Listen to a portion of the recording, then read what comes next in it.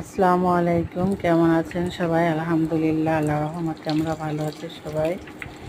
এর তো আজকে প্রথম ইফতারি বানানোর জন্য আসছি। আজকে বানাচ্ছি, এটা হচ্ছে মাংসের চপ। মাংসের চপ আর মাংসের চপ, ডিমের চপ, পেঁয়াজ, বেগুনি আর ছোলা ভুনা। এই হচ্ছে প্রথম দিনকার আলুর চপ আর ডিমের চপ ভেজে রেখেছি। তো বন্ধুরা, দোয়া করি পেঁয়াজ সব মুসলমান ভাই ও বোনেরা যেন সুস্থ স্বাভাবিকভাবে,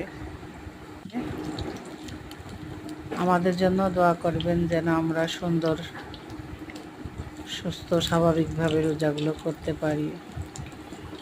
আর বরকত, নাজাত আর মাগফিরাত দিনটাতে যেন আল্লাহর রহমত পাই সবাই,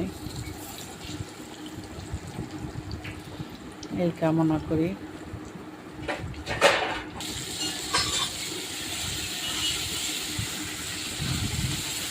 এই তো ছোট একটা ভিডিও শেয়ার করলাম।